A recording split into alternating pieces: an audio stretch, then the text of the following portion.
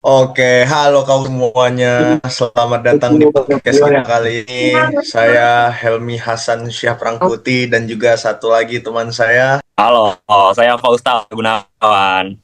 moderator Anda kali ini. Kali ini kita akan membahas topik yang sering disebut, tapi esensinya perlu dipahami lebih dalam lagi nih guys, yaitu Good Corporate Governance atau yang biasa disebut GCG.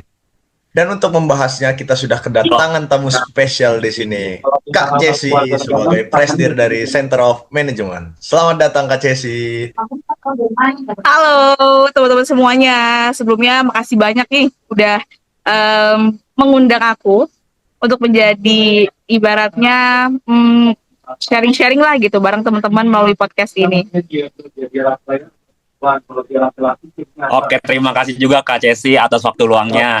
Baik nih, langsung aja kita mulai. GCG ini kan terdengar sangat formal ya. Nah, supaya pendengar kita lebih mudah memahaminya, apa sih definisi sederhana dari good corporate governance ini? Oke, kalau bagi aku ya sesuai namanya good corporate governance, tata kelola perusahaan yang baik. Kalau kita ngebahas tentang tata kelola perusahaan yang baik, ibaratnya sebuah perusahaan itu untuk dia bisa bertahan dan berdiri dan bisa menjaga eksistensinya, itu perlu yang namanya tata kelola. Tata kelola di sini bukan hanya untuk memperkuat jaringan internal yang ada di perusahaan itu gitu, atau ibaratnya mungkin di suatu organisasi, tapi juga jaringan eksternalnya gitu. Karena bagaimanapun suatu organisasi atau suatu perusahaan itu bisa dikatakan dia mampu menjaga eksistensinya dan bertahan itu memiliki tata kelola atau segala hal yang mereka kerjakan itu tuh berdasarkan dengan prinsip-prinsip yang prinsip ini menjadi dasar semua pekerjaan mereka itu bisa dilaksanakan dan dilakukan. Dan tentunya harapannya dengan adanya prinsip-prinsip ini, si perusahaan ini tuh bisa berjalan untuk mencapai segala tujuannya itu dengan ibaratnya aman, kemudian efisien tentunya, dan juga tercapai nih tujuan-tujuan yang emang diharapkan bersama. Dan pada intinya sebenarnya adalah keseimbangan gitu antara keadilan, transparansi, tanggung jawab, dan juga akuntabilitas. Nah, yang aku sebutin tadi itu juga termasuk ke dalam prinsip-prinsip dari yang namanya GCG atau Good Corporate Governance atau tata kelola perusahaan yang baik, seperti itu. Berarti istilahnya kompas dan aturan navigasi nih Kak. Analogi yang bagus banget dari Kak Cesi. Nah, kalau kita bicara tentang GCG ini, kita selalu mendengar istilah 5 pilar utama. Mungkin dari Kak Cesi bisa jelasin nggak sih apa aja nih 5 pilar itu dan mengapa semuanya krusial? Oke, bagus banget nih pertanyaan dari Helmi. Prinsip di dalam GCG atau yang biasa kita lebih sering kenal atau familiar gitu dengan 5 pilar, 5 pilar GCG gitu. Itu biasa disingkat dengan tarif, TARIF, atau transparansi, accountability, responsibility, independency, dan fairness. Nah, apa sih gitu maksudnya dari si 5 prinsip ini atau 5 pilar ini gitu? Yang pertama, transparansi. Yang namanya kita ngebahas tentang transparansi, berarti suatu organisasi atau suatu perusahaan itu sangat-sangat terbuka dalam menyampaikan informasi yang tentunya relevan dan mudah diakses oleh masyarakat luas gitu, maupun stakeholder eksternal yang membutuhkan informasi tersebut. Jadi ini tuh sebagai bentuk bagian dalam membangun kepercayaan yang dibuat oleh si perusahaan dengan pihak eksternal. Nah, kemudian yang kedua yaitu akuntabilitas, kejelasan fungsi dan pertanggungjawaban perusahaan. Kira-kira dengan dilakukannya A, B, C, D segala macam, siapa sih yang akan bertanggung jawab gitu atau berdampak ke depannya? Contoh lagi, misalkan dengan posisi sebagai divisi finance di perusahaan itu, kira-kira apa sih yang akan dipertanggungjawabkan di dalam divisi finance? Mungkin pelaporan keuangan dan lain sebagainya. Jadi jelas siapa yang ibaratnya menaungi divisi tersebut di dalam organisasi atau di dalam perusahaan itu memiliki tupoksi-tupoksi yang jelas dalam mencapai tujuan si perusahaan atau organisasi. Yang ketiga, tanggung jawab. Nah, tanggung jawab di sini berarti adanya suatu kepatuhan perusahaan terhadap peraturan serta tanggung jawab sosial dan lingkungan. Kepatuhan di sini ibaratnya perusahaan itu menaati semua hal-hal yang memang sudah distandarisasikan oleh perusahaan. Atau ibaratnya mungkin kalau kita lebih sering kenal tuh anak manajemen SOP-nya gitu. Jadi si perusahaan ini akan bergerak sesuai dengan SOP yang ada, mengikuti aturan, dan tentunya semua yang mereka lakukan ini dapat dipertanggungjawabkan gitu.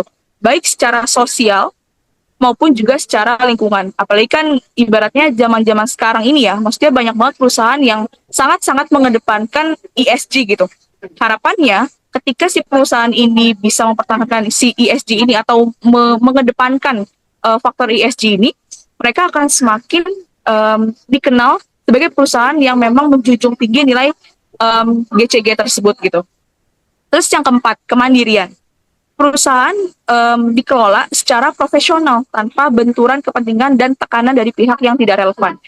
Artinya adalah perusahaan ini memang berdiri sendiri, maksudnya berdiri sendiri adalah berdiri tanpa adanya desakan dari manapun. Jadi ketika suatu hal itu diputuskan, ya memang itu atas dasar kepentingan bersama di dalam organisasi atau perusahaan itu gitu.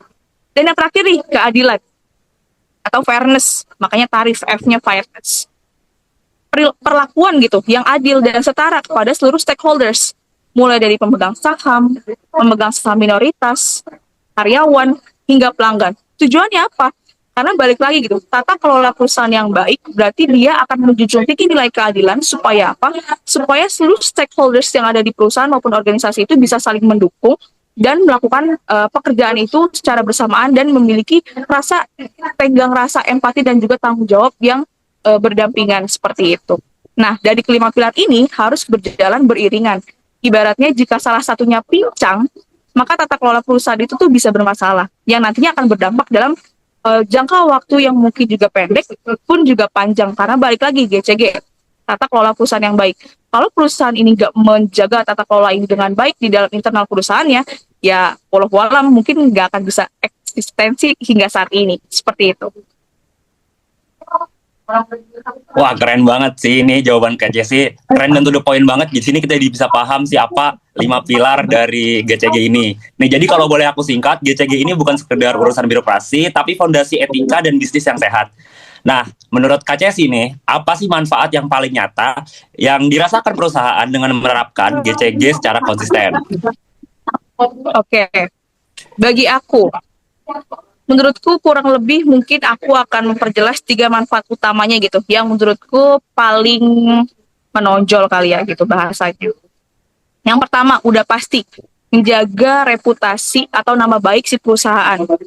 Kalau misalkan udah ngebahas reputasi dan ibaratnya menjaga nama baik perusahaan, otomatis orang-orang atau ibaratnya stakeholders, baik internal maupun eksternal, itu akan menjunjung tinggi nilai-nilai kepercayaan. Karena jujur aja nih teman-teman, kepercayaan yang dibangun antara stakeholder internal dari perusahaan ataupun organisasi pun dengan pihak eksternal itu jujur mahal banget gitu. Jadi perusahaan dengan GCG yang baik ini cenderung lebih menarik bagi investor tentunya. Ini apalagi kalau di bidang finance. Karena mereka itu merasa resikonya itu lebih terukur dan dana yang dikelola ini secara profesional dan etis. Dan seringkali berdampak pada peningkatan nilai perusahaan di pasar modal. Terus yang kedua, menurutku manfaat yang kedua yaitu efisiensi operasional dan juga pencegahan resiko. Dengan adanya transparansi tadi dan akuntabilitas, proses internal jadi lebih jelas, mengurangi peluang fraud dan juga korupsi pun salah urus. Karena dengan tata kelola yang baik tadi di dalam perusahaan, dia akan gimana caranya menemukan strategi yang bisa mengefisiensikan operasional yang ada di perusahaan itu. Dan tentunya bisa meminimalisir atau memitigasi risiko-risiko yang nantinya berdampak dalam jangka pendek maupun jangka panjang. Seperti itu. Yang ketiga nih, yang terakhir menurut aku. Karena dia menjunjung tinggi GCG dan terutamanya ESG gitu, yang mungkin sekarang ini lagi happening banget di berbagai perusahaan, bisa mempertahankan eksistensi dan juga keberlanjutan secara jangka panjang. Karena dengan adanya GCG ini, si perusahaan ini tuh menjadi terdorong gitu, atau ibaratnya organisasi ini menjadi terdorong untuk mempertimbangkan aspek sosial dan juga lingkungan, yang mana ini sangat penting untuk ketahanan bisnis yang ada di masa sekarang maupun di masa depan nanti. Seperti itu. Wah, menarik banget ya Kak ternyata topik GCG ini. Tapi Kak, dalam praktiknya nih, pasti kita juga kan pasti bakal menemui tantangan-tantangan serius. Menurut kakak nih, apa saja sih kak contoh tantangan terbesar bagi perusahaan, khususnya di Indonesia dalam mengimplementasikan GCG ini? Oke, ngebahas tentang tantangan terbesar. Seringkali kalau menurut aku tuh terletak pada budaya dan komitmen dari puncak pimpinannya. Kenapa gitu? Sering terletak pada budaya dan juga komitmen dari puncak pimpinan. Karena balik lagi gitu, seorang pimpinan di perusahaan itu, dia cukup banyak atau ibaratnya sangat-sangat berperan aktif dalam mengendalikan internal si perusahaan maupun organisasi.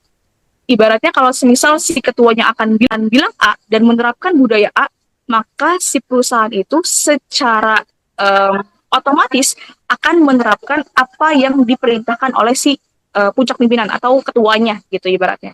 Nah, banyak perusahaan itu tuh sudah punya dokumen GCG yang bagus. Tapi dalam implementasi di lapangannya, dari level direksi sampai karyawan, itu tuh masih kurang. Kurang dalam arti mungkin aja kurang untuk di flooring secara berjenjang, karena balik lagi GCG ini nggak bisa langsung yang turun langsung bisa diterapin semua, karena balik lagi dalam penerapannya butuh proses. Nah, yang kedua yaitu budaya lama, di mana keputusan masih sangat terpusat pada individu tertentu atau adanya benturan kepentingan yang kuat. Balik lagi ya, budaya perusahaan itu tuh sangat-sangat berpengaruh dalam proses internalisasi si organisasi atau perusahaan itu. Karena dengan adanya budaya, itu tuh sebagai faktor penggerak kalian. Apakah kalian harus A, apakah kalian harus B. Seperti itu. Nah, dengan adanya budaya lama tadi yang adanya benturan juga gitu, benturan kepentingan yang kuat, seringkali menghambat independensi dan juga transparansi si organisasi atau perusahaan. Selain itu, pemahaman bahwa GCG adalah biaya, bukan investasi, juga jadi tantangan. Padahal sebenarnya dengan adanya GCG ini, perusahaan itu tuh ibaratnya berinvestasi jangka panjang. Karena dengan dia menerapkan GCG, otomatis reputasi si perusahaan atau organisasi bisa jauh lebih eksistensi, dan juga dia mampu memitigasi segala resiko yang nantinya akan terjadi dari si perusahaan atau organisasi tersebut. Gitu dari aku. Oh, berarti kuncinya memang ada di tone at the top dan perubahan budaya ya, Kak? Nah, sebagai penutup, bagi perusahaan yang baru mau mulai atau meningkatkan GCG-nya nih, apa sih satu kunci nasihat dari Kak Cesi? Oke. Ngebahas tentang nasihat ya, kayak nasihat tuh kesannya tua banget gitu ya. Tapi menurut aku mungkin gini, closing statement menurutku yang juga mungkin bisa jadi pertimbangan gitu. Mungkin entah dari perusahaan atau mungkin organisasi yang nonton podcast ini gitu. Semoga podcast ini nanti ditonton oleh jutaan orang gitu ya, asik. Sedikit dari aku, mungkin sederhananya gini. Untuk menerapkan GCG ini adalah mulai dengan komitmen yang sungguh-sungguh gitu pada pilar transparansi dan juga akuntabilitas. Tunjuk organ independennya seperti komite audit atau direktur independennya yang benar-benar punya taring dan didukung penuh oleh Dewan Komisaris. Maknanya adalah untuk menerapkan GCG ini, pimpinan puncaknya itu harus memegang teguh keputusan yang memang akan diterapkan di dalam perusahaan itu. Ketika si pimpinannya ini sudah memegang teguh keputusan itu, yang nantinya dia bisa flooringkan ini menjadi budaya dari organisasi atau perusahaan. Nah, ketika si pimpinan ini sudah ibaratnya menerapkan budaya ini dan ibaratnya mendeklarasikan bahwa si GCG ini akan menjadi budaya internal kita, otomatis itu akan mengubah perilakuan dan juga mengubah tatanan dan cara kerja dari seluruh aspek yang ibarat seluruh level gitu yang ada di perusahaan itu. Tujuannya biar semua yang ibaratnya tujuannya nanti untuk mencapai tata kelola perusahaan yang baik itu tercapai.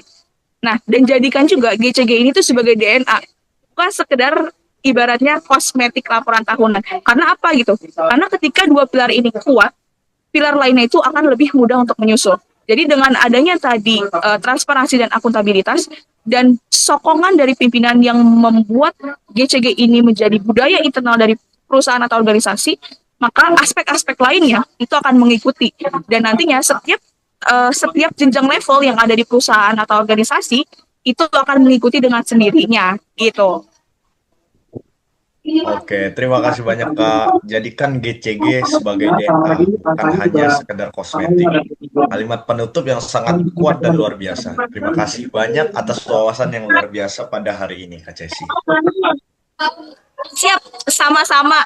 Semoga bermanfaat ya untuk teman-teman semua yang kali ini menjadi moderator maupun juga teman-teman yang mendengarkan semuanya dan juga para pendengar podcast kali ini.